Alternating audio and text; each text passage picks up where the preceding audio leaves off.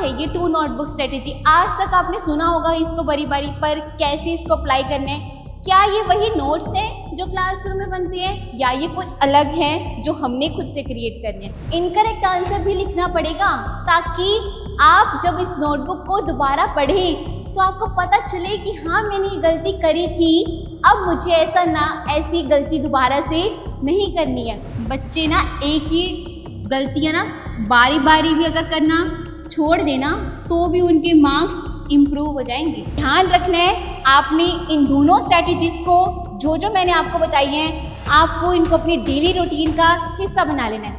Hello students, कैसे हो आप सब? आई होप आप सब ठीक होंगे और आप अपनी नीट की प्रिपरेशन बहुत अच्छे से कर रहे होंगे।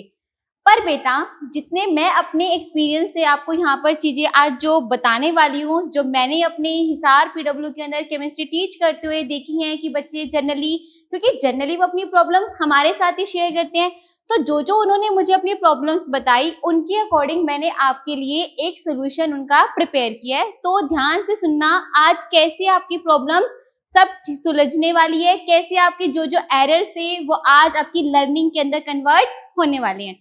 तो देखना, जनरली क्या प्रॉब्लम्स आप आपकी नीट की प्रिपरेशन के दौरान फेस करते हैं।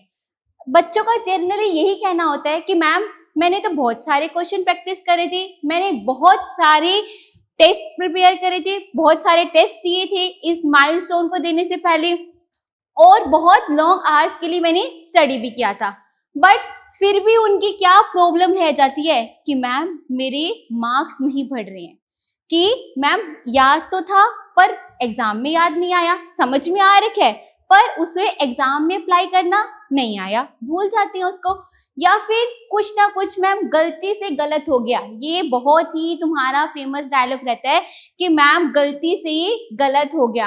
अब एक बात समझो कि क्यों ऐसा होता है, क्या है आखिर हमारी इन सारी प्रॉब्लम्स का सोल्यूशन। तो आज उसी बारे में बच्चों हम लोग बात करेंगे और देखेंगे कैसे ये टू नोटबुक स्ट्रेटेजी आपकी मदद करेगी आपकी इन सारी प्रॉब्लम्स को सॉल्व करने के लिए। तो मैम क्या है ये टू नोटबुक स्ट्रेटेजी? आज तक आपने सुना होगा इसको बारी बारी, पर कैसे इसको अप्लाई करना है? क्या ये वही नोट्स हैं जो क्लासरूम में बनते हैं, या ये कुछ अलग हैं जो हमने खुद से क्रिएट करने हैं? तो देखते हैं, आप ध्यान से इधर ही अपना ध्यान रखना और देखते हैं। सबसे पहले मैं आपको बताऊंगी आपकी एक नोटबुक आप जो प्रिपेयर करने वाले हैं, और वो होगी बेटा आपकी एक एरर लॉग नोटबुक। क्या मैम एरर लॉग? हाँ बेटा, आज के बाद आप अपने सारे एरर्स को इस नोटबुक में लॉग कर दोगे और आज के बाद आपने उन एरर्स को रिपीट नहीं करना है, ठीक है? तो सुनना जरा, इस एरर लॉग के अंदर आखिर आपको लिखना क्या है ना? कि एरर लॉग, मैम नाम तो सुन लिया, आपने बता भी दिया कि आज के बाद हमारे एरर्स रिपीट नहीं होंगे, पर कैसे वो रिपीट नहीं होंगे, कैसे इससे हमारे मार्क्स बढ़ेंगे, कैसे आपकी सारी प्रॉब्लम सॉल्व होंगी, इन्हें समझते हैं। तो देखना जरा, एरर लॉग के अंदर आपको आपकी एक ये ऐसी नोटबुक आपको बनानी है जिसके अंदर आप राइट डाउन करेंगे योर मिस्टेक्स, कि जितनी भी आपकी जो आपने मान लो कोई टेस्ट दिया, कोई माइलस्टोन दिया, कोई एआईटीएस दिया, उसके अंदर जो आपके क्वेश्चंस क्या हो जाते हैं बच्चे, गलत हो गए, कोई बात नहीं, आज गलत हुए हैं, नीट के पेपर के दौरान हमने गलतियां वो रिपीट नहीं करनी है। अल्टीमेट गोल वही है, उसे ही हमें अचीव करना है। तो सुनना जरा, इस नोटबुक के अंदर आपको आपकी सारी गलतियां लिखनी है। यहां पर आपको कोई कंसेप्ट नहीं लिखना है, कोई आपने अपने सोल्ड एग्जाम्पल्स यहां पर नहीं लिखने हैं, सिर्फ और सिर्फ आपने क्या लिखनी है, अपनी मिस्टेक। राइट ओनली क्वेश्चंस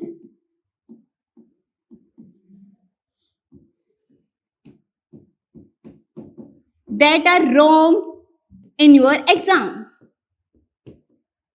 आपके एग्जाम के दौरान जो गलतियां आपसे हो गई थी, जो क्वेश्चंस आपके गलत हो गए थे, सिर्फ उन्हीं क्वेश्चंस को ही आपको इस नोटबुक के अंदर रखना है। क्यों मैम? मतलब मतलब आप इतने एफर्ट हम करें तो इस नोटबुक को आप हम बनाएं, अपनी एक एक गलती को लिखें, क्यों?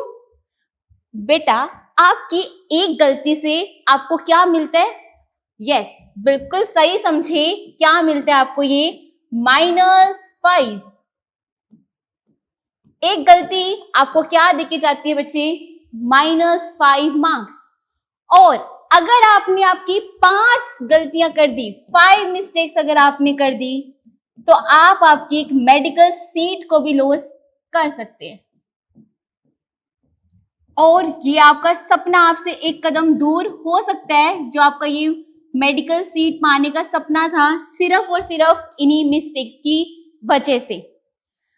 अब मैम ये तो समझ में आ गया कि नोटबुक बनानी है जिसमें क्या लिखनी है, आपकी मिस्टेक्स, और क्यों लिखनी है ये भी समझ में आ गया, क्योंकि जर्नली ये आपको क्या देके जा रही है बताओ? -5 मार्क्स, और इससे हम अपनी सीट से एक कदम दूर जा रहे हैं। ठीक है, तो अब मुझे एक बात बताना, जर्नली क्या आप वही गलतियां दोबारा दोबारा नहीं करते हो? और मुझे एक बात बताओ, अगर ये मिस्टेक्स आप रिपीट नहीं करोगे, क्योंकि हम नोटबुक में लिख चुके हैं ना, है ना, तो अब इन मिस्टेक्स को हमने रिपीट नहीं करना है, तो इससे क्या होने लगेगा? पेपर के अंदर वही सेम कंसेप्ट से पूछा वो क्वेश्चन अगर रिपीट हुआ तो, और आपने तो आपकी एक बार गलती हो गई थी बच्चे, पर अब आपने उस गलती को दोबारा रिपीट नहीं किया, तो उससे क्या आ जाएगी बताओ? इंप्रूव होगी बच्चे आपकी एक्यूरेसी।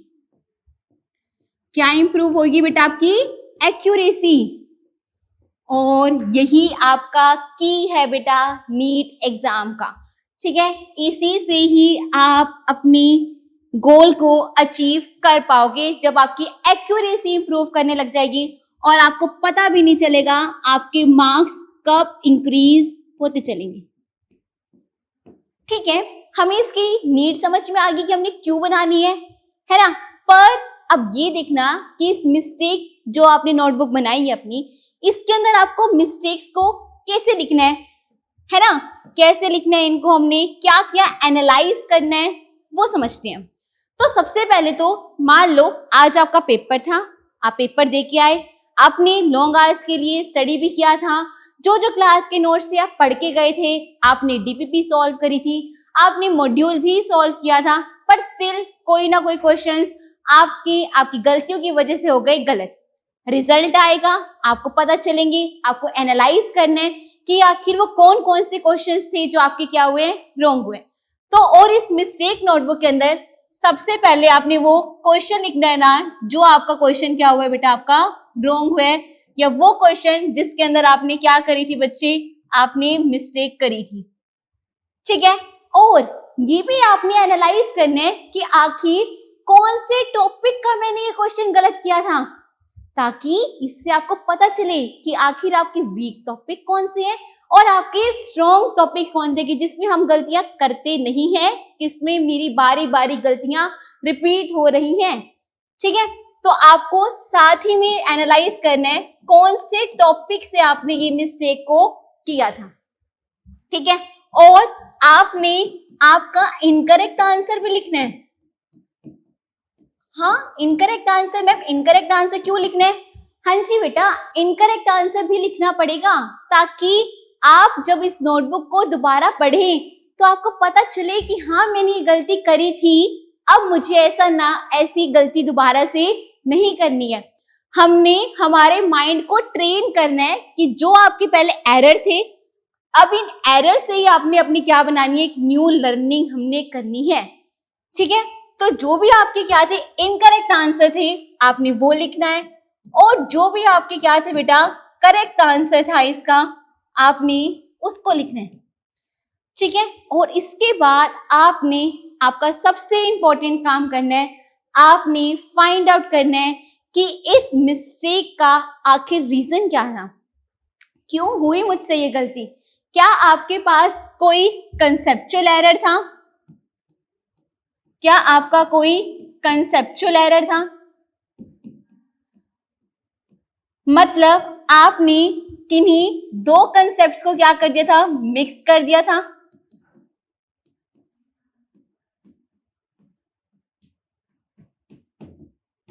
या फिर हो सकता है कि आपकी रीजनिंग क्या हो बच्चे, खराब हो।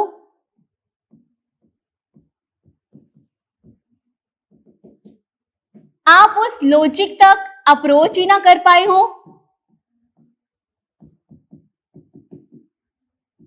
आपको घर बैठ के ये एनालिसिस करनी है कि आखिर जो वो मिस्टेक हुई थी उसका रीजन क्या था। क्या वो कंसेप्चुअल एरर था, या फिर हो सकता है ना कि आपके पास क्या हो गया, कोई मेमोरी एरर हो गया हो कि मैम फिजिक्स का ये फॉर्मूला तो याद था, मतलब पता है ये लगना था, बट उस टाइम पे ये फॉर्मूला याद नहीं आया, है ना। तो आपका क्या हो सकता है बच्चे, मेमोरी एरर भी हो सकता है कि आप वो फॉर्मूला उस टाइम पर भूल ही गए, है ना। कंफ्यूजन हो जाती ना कि इस फॉर्मूले में प्लस था कि माइनस था। क्वेश्चन समझ में आ रहा है, लॉजिक भी समझ में आ रहा है, ठीक है, अप्लाई कैसे करना है ये भी पता है, बट मेमोरी नहीं है, मेमोरी एरर हो गया कि आप फॉर्मूला ये एग्जाम के अंदर क्या होगी, फॉरगेट कर दिया आपने। या फिर अगर मैं आपको केमिस्ट्री के एग्जांपल से बताऊं तो आपकी देखना जरा, मैं यहाँ पे 2 रिएक्शंस लिख रही हूँ और देखना कि आप लोग कंफ्यूज हो रहे हो कि नहीं हो रहे हो, ठीक है। क्या आपके दिमाग में इन दोनों रिएक्शंस की अलग अलग पिक्चर बन रही है या नहीं बन रही है। अगर आपको याद हो तो ये दोनों रिएक्शन, कॉल्ब इलेक्ट्रोलिसिस और डीकार्बोक्सिलेशन रिएक्शन, ये दोनों का ही आपके रिएक्टेंट भी क्या है बच्चे, सेम है। दोनों ही कहां से स्टार्ट होते हैं, आपके पास सोल्ट ऑफ कार्बोक्सिलिक एसिड से, है ना। और दोनों के अंदर ही आपका प्रोडक्ट भी क्या है बच्चे, सेम है। क्या है वो, एल्कीन है। पर दोनों ने जो रूट फॉलो किया है, दोनों का जो इंटरमीडिएट बना है वो क्या है बच्चे, डिफरेंट। तो इन कंसेप्ट्स को आपको समझ के देखना है कि क्या आपकी गलतियां किधर हो रही हैं। क्या वो कंसेप्ट के अंदर हो रही है, क्या वो मेमोरी के अंदर हो रही है, या फिर हो सकता है आपकी फेवरेट, और वो कौन सी मिस्टेक आप लोग कराते हो बताओ। वो मिस्टेक हो जाती है बच्चे आपसे सिली मिस्टेक्स, है ना। तो आपको जब ये एरर लोग अपनी बनानी है ना इस नोटबुक में, तो उस मिस्टेक को जब आप लिख रहे हो तो आपको देखना है कि यार ये मिस्टेक मैंने क्यों करी, कि मुझे वो कंसेप्ट आता नहीं था, या फिर मेरे को भूल गया था, या फिर सिली मिस्टेक। इसमें क्या क्या चीजें पॉसिबल है कि आपने क्वेश्चन को ही क्या कर दिया, मिसरीड कर दिया, ठीक है। या फिर जो जनरली क्वेश्चन के अंदर मेंशन होते हैं कि इनकरेक्ट वर्ड, या फिर आप बोल सकते हो कि नॉट मेंशन होता है कभी कभी, आपका ध्यान इस तरफ गया ही नहीं कि उस क्वेश्चन के अंदर ये वर्ड्स लिख रखे थे। एक आखिरी एरर जो आप आपकी मिस्टेक एग्जाम के अंदर कर सकते हो, और आपका ठीक जाता जाता क्वेश्चन आपको +4 की जगह क्या दे जाए, -5, वो क्या हो सकता है बेटा, आपका कैलकुलेशन एरर। क्या हो सकता है बेटा आपका, कैलकुलेशन एरर। मतलब आपने कोई कैलकुलेशन में ही क्या कर दियो बेटा, मिस्टेक कर दियो। जैसे अगर मैं आपको बताऊं, कई बारी वो कुछ सिंबल्स में आप लोग गड़बड़ कर देते हो कि एक्सोथर्मिक था कि एंडोथर्मिक था, तो डेल्टा H का साइन तो उसके अकॉर्डिंग वेरी करेगा ना कि क्या लगाना है हमने। तो आप हो सकता है कि उस साइन के अंदर ही क्या कर दो, गलत कर दो, तो आपका पूरा क्वेश्चन ही गलत हो जाएगा। चाहे आप उसका फॉर्मूला भी आपको याद था, आपको उसका कंसेप्ट भी याद था, कैसे उसको अप्लाई करना है आपको ये भी याद था, पर स्टिल वो क्वेश्चन आपको +4 ना देके क्या दे देगा, -5। तो जब आप अपनी ये एरर नोटबुक बना रही हो ना, ऐसा नहीं कि बस मिस्टेक लिख दी और हो गया काम, नो। आपने उस मिस्टेक को एनालाइज भी करना है कि आखिर ये मिस्टेक किस वजह से हुई थी मुझसे, तभी तो उसका आप सोल्यूशन कर पाओगे ना, कि तभी तो आप उस देख पाओगे कि यार ये मेरे से दोबारा रिपीट ना हो। तो अब हमने इतना समझ लिया कि एरर नोटबुक के अंदर हमने कैसे करना है और कैसे अपनी मिस्टेक को आपने एनालाइज करना है। अब ये सारी बातें कैसे आपके मार्क्स को क्या करेंगी, इंप्रूव करेंगी, ये समझते हैं। देखो एक बात समझना, आपने आज कोई गलती कर दी, ठीक है, अब आपने क्या किया, उसको आपने एरर लॉग के अंदर इस नोटबुक के अंदर लिख लिया। ठीक है, अब आपने एनालाइज भी कर लिया कि भाई ये गलती मेरी किस एरर से हुई थी, कंसेप्चुअल, मेमोरी, सिली मिस्टेक और कैलकुलेशन। अब जैसे ही आपने ये एनालाइज किया, इसके बाद आपको क्या करना है बताओ? आपको इन सारी चीजों को अपने मेमोरी मैप के अंदर ऐड ऑन कर लेना है। मतलब क्या समझे? जैसे मान लो आपने कोई कंसेप्ट, आपको उसका लॉजिक समझ में नहीं आया था कि भाई इसके अंदर क्या लॉजिक लगना था, तो जैसे आप एनालाइज कर लो कि यार इसमें ये लॉजिक था, अपने मेमोरी मैप पे ऐड कर दो। अब क्या है ये मेमोरी मैप, यही मैं आपको आगे समझाने वाली हूँ। ठीक है, क्योंकि इस मेमोरी मैप को आपने क्या करोगी, जब आप रिवाइज करोगी, ठीक है, तो आप इनसे आपकी रिटेंशन पावर क्या हो जाएगी, इस मिस्टेक को आप दोबारा से नहीं कर पाओगे, इसको अपने माइंड के अंदर क्या रखोगे, आप रिटेन करके रखोगे, जिससे बच्चे आपकी क्या आ जाएगी, एक्यूरेसी आ जाएगी।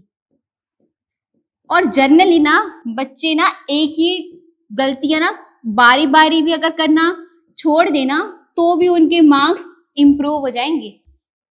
ठीक है, कि आज एक गलती हुई है, अगर उसी कंसेप्ट को वहीं पर ही करेक्ट कर लिया जाए, जो भी आप अपनी नोटबुक में लिखते जा रहे हो, तो वह आपकी गलतियां अब रिपीट होने के रेट पे क्या हो जाएंगी, कम हो जाएंगी, और आपको पता भी नहीं चलेगा किस तरीके से बिना कुछ करे जो काम कर रहे थे वही करना है। बस इसके साथ साथ ये काम आपने अपनी डेली रूटीन के अंदर ऐड कर लेना है। जहां जा रही होगी टेस्ट सिर्फ दे के नहीं आना, आकर उसको एनालाइज भी करना है, ताकि आगे आने वाले सारे टेस्ट क्या हो सके, आपके इंप्रूव हो सके, उनके अंदर आपके मार्क्स बढ़ सके। ठीक है, तो अब यहां से इस एरर नोटबुक से आपने ये सीखा कि अब आपका एरर जो होगा ना बच्चे, अब आपका एरर जो होगा वो सिर्फ आपका एक मिस्टेक ही नहीं रहेगा, वो जीवन भर आपकी अब ये मिस्टेक ही नहीं रहेगा कि जो आप दोबारा से यही एरर को रिपीट कर सकते थे आपके कहां पर, नीट एग्जाम में। अब वो क्या बन जाएगी, इस एरर को अब एरर ना ला के हम कन्वर्ट कर देंगे बेटा इसको किसमें, लर्निंग में। और जैसे ये लर्निंग के अंदर कन्वर्ट हो जाएगा, इसी से ये आ जाएगी बेटा आपके स्कोर्स के अंदर आपके इंप्रूवमेंट। ठीक है, और जो अभी आपकी प्रॉब्लम थी ना कि मैम मैंने तो सारे क्वेश्चन प्रैक्टिस करे थे, पूरे नोट्स भी बढ़िया से रिवाइज करे थे, पर फिर भी मेरे मार्क्स एक ही जगह जाके क्या हो गए थे, स्टक हो गए थे, है ना। वो बहुत बच्चों का यही कहना होता है मैम मार्क्स बढ़ ही नहीं रहे हैं, कि वो 90 से 100 की रेंज में ही लाइक करे जा रहे बारी बारी। ठीक है, तो इन्हीं छोटे छोटे एफर्ट से आप अपने मार्क्स को इंप्रूव कर पाओगे। तो हमने सिर्फ हार्डवर्क नहीं करना, हार्डवर्क के साथ साथ थोड़ा सा स्मार्ट वर्क भी करना है, ताकि जिस कंपटीशन में आप बैठ पा रहे हो उसमें आप बहुत ही बढ़िया अचीव कर सको। ठीक है, अभी देखना मैंने ना आपको यहाँ पर थोड़ी देर पहले ना एक चीज बताई थी कि आपको ना इसको जो कंसेप्ट आपने मिस किया था, उस कंसेप्ट को आपने अपने मेमोरी मैप में क्या कर लेना है, ऐड कर लेना है।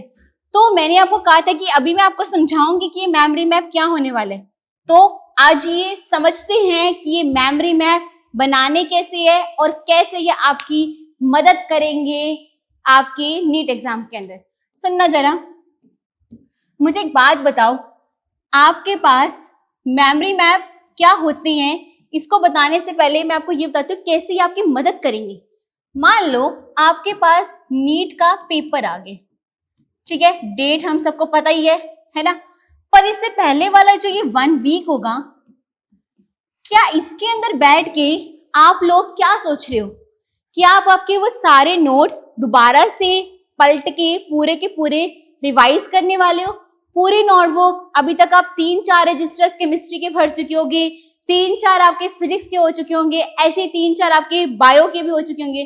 क्या सोच रहे हो कि उस 1 वीक के अंदर क्या वो सारे रजिस्टर्स हम दोबारा से पढ़ने वाले हैं? सोचो एक चैप्टर को रिवाइज करने के लिए कितना टाइम लग जाएगा, बहुत टाइम लग जाएगा। तो उन सारी चीजों के लिए उस लास्ट के अंदर, उस 1 वीक के अंदर भी रिवाइज करने के लिए और जो भी अपने कंसेप्ट्स हैं उनको दिमाग में ज्यादा अच्छे से रिटेन करने के लिए आपको क्या करने हैं, आपने बनाने हैं आपके मेमोरी मैप। और ये कैसे बनाने हैं, ये आपके क्या होंगे बच्चे, शॉर्ट भी होंगी, ठीक है। इसके अंदर क्या होंगे, कनेक्शंस होंगी, जो भी आपके कंसेप्ट्स हैं उनके बीच के अंदर, ठीक है। और ये आपके रिवाइज करने में भी क्या रहेंगे, इजी रहेंगे। अब आपको वो लॉन्ग आवर्स के लिए कि आपने एक चैप्टर सुबह उठाया और शाम तक ऐसा होता है कि आपका वही चैप्टर चल रहा होता है, नहीं। जैसे जैसे आपने अपने मेमोरी मैप्स बना दिए, अपने माइंड मैप्स बना दिए, अब आपको सिर्फ वही रिवाइज करना है, ठीक है। अब इसके अंदर आपने कैसे बनानी है, जैसे अगर मैं बात करूं तो फिजिकल केमिस्ट्री का अगर कोई टॉपिक है तो उस पूरे की आपको एक फॉर्मूला शीट बना देनी है, ठीक है। अगर आपके पास क्या है बच्चे, अगर आपके पास कोई भी जैसे ऑर्गेनिक रिएक्शंस हैं तो आपने क्या बना देना, उसका एक फ्लो चार्ट बना देना है, ठीक है।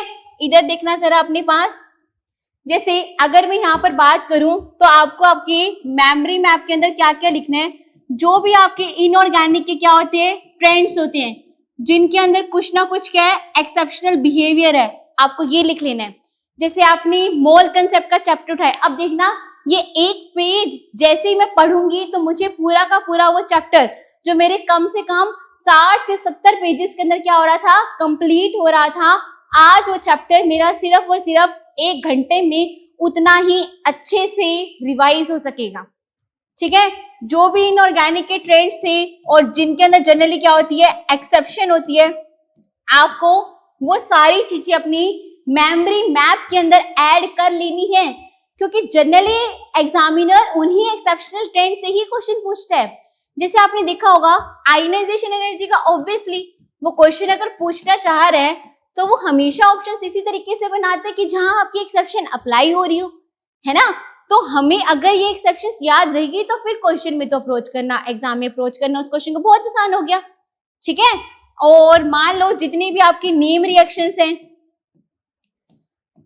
है ना, उनको आपने अलग से अच्छे से अपने मेमोरी मैप के अंदर ऐड करके रखना है, ठीक है। वो कंसेप्ट्स जिनके अंदर जनरली आप क्या हो जाती हो, कंफ्यूज हो जाती हो, वो आपको आपकी उस मेमोरी मैप के अंदर ऐड करके रखना है कि भाई, और जनरली जो कंसेप्ट कंफ्यूज करे ना, ये जो चीजें सिमिलैरिटीज हो उनको एक ही पेज के अंदर लिखा करो कि इसमें ये है, इसमें ये है, ताकि माइंड के अंदर रिटेंशन उसकी क्या हो, ज्यादा हो। अगर मान लो आपने इस पेज पे वो लिखा, दूसरे पेज पे आपने वो कंसेप्ट लिखा जो आपको कंफ्यूज कर रहा है, तो हाँ आपको लगेगा कि यार ये सब चीजें तो मेरे दिमाग में गई, पर एग्जाम में आप फिर जाके कंफ्यूज हो जाओगे, यार इसमें ये था या वो था, ठीक है। तो इस कंफ्यूजन से बचने के लिए जनरली जो कंफ्यूजिंग कंसेप्ट्स होंगे ना, उनको एक जगह आपने एक लिखा, दूसरी जगह नहीं लिखा कि इसमें ऐसा होता है, इसमें ऐसा होता है। जैसे अभी मैंने आपको एग्जांपल दिया था कॉल्ब इलेक्ट्रोलिसिस का और डीकार्बोक्सिलेशन का, तो आपने लिखना है दोनों के रिएक्टेंट प्रोडक्ट क्या है, सेम है, ठीक है। जैसे आपके पास क्लेमेंसन और वोल्फ किश्नर है, ध्यान रखना है दोनों के अंदर ही कार्बोनाइल कंपाउंड से क्या बनते हैं, एल्केन, पर एक रिएक्शन कहाँ हो रही है, एसिडिक मीडियम में, और दूसरी रिएक्शन कहाँ हो रही है, बेसिक मीडियम में। तो इनको एक साथ ही पढ़ना है, ठीक है, ताकि आपको कंफ्यूजन ना हो, ठीक है। अब सुनना जरा, अगर मान लो आपने अपने नोट्स पढ़े, ठीक है, जो जनरली आपने क्लास नोट्स बना रखे थे, जो आपके इतने ज्यादा चैप्टर्स, इतने सारे पेजेस के थे, उनको पढ़ने बैठे, तो आपको क्या होगा बच्चे, सिर्फ आपकी एफिशिएंसी एग्जाम में कितनी रहेगी, 45%, ठीक है। और अगर आपने क्या किया, स्ट्रेटेजी वाइज अगर आप चीजों को करके चलोगे तो आपकी एफिशिएंसी बढ़ेगी, है ना, आपकी एफिशिएंसी बहुत ही बढ़िया रेट से बढ़ेगी, और इनफैक्ट आपका टाइम भी बहुत अच्छा खासा सेव हो जाएगा, ठीक है। तो ध्यान रखना है, आपने इन दोनों स्ट्रेटेजीज को जो जो मैंने आपको बताई हैं, आपको इनको अपनी डेली रूटीन का हिस्सा बना लेना है। जैसे जब भी जो भी टेस्ट हो, ठीक है, मान लो पूरे वीक के अंदर आपके आ रही है बच्चे 2 टेस्ट, तो आपने दोनों टेस्ट को देने के बाद उनको एनालाइज करना है, जो जो गलतियां करी है उनको कहाँ लिख लेना है, अपनी जो भी आपने एरर लोग अपनी नोटबुक बना रहे, जहां आप सारे एरर्स लिख रहे हो अपने, ठीक है, उनको लिख लेना है। फिर आपने क्या करना है, डेली अगर मान लो कोई नया कंसेप्ट था जो आ ही नहीं रहा था, उसको आपने उस मेमोरी मैप के अंदर भी ऐड कर लेना है। इन दोनों को आपने साइमल्टेनियसली क्या करना है, रिवाइज भी करते रहना है, ताकि दिमाग में हमारी गलतियां याद रहे। और आपको ये याद रही, मोस्ट इंपॉर्टेंट, क्या आप गलत कर रहे हैं, है ना, what am I doing wrong, what am I doing wrong. आपको ये बात का पता कैसे चलेगा, जब आप क्या बना दोगे बच्चे, अपनी एरर नोटबुक। और दूसरा, व्हाट शुड आई रिमेंबर, बहुत इंपॉर्टेंट, क्या मुझसे गलतियां हो रही है, ये बात आपको बताएगी आपकी एरर नोटबुक। और क्या मुझे याद रखना है, ये बात कौन बताएंगे, आपकी मेमोरी मैप। और अगर आप इन दोनों को साइमल्टेनियसली अपनी स्ट्रेटजीज के अंदर इन्वॉल्व कर लोगे, तो आपकी तैयारी बहुत ही बढ़िया होगी। और जो भी आपके सॉल्यूशन, जो भी आपके प्रॉब्लम्स थे, उन सबका आपको इस वीडियो के बाद सॉल्यूशन मिल गया होगा, आई होप। ठीक है, आप इन दोनों स्ट्रेटजीज को आपने अप्लाई करना है, और आप देखोगे जो मार्क्स आपके एक जगह स्टक हो गए थे, अब वो आपके तेजी से इंप्रूव करने लगे। बाकी फिर भी आपको इस वीडियो के बाद भी अगर कोई कंफ्यूजन रह गई हो, तो आपके पास कमेंट सेक्शन है, आप कमेंट करो, जो भी आपकी दिक्कत है उसको बिल्कुल सॉल्व करा जाएगा। हिसार विद्यापीठ आपके साथ हमेशा है। Thank you so much.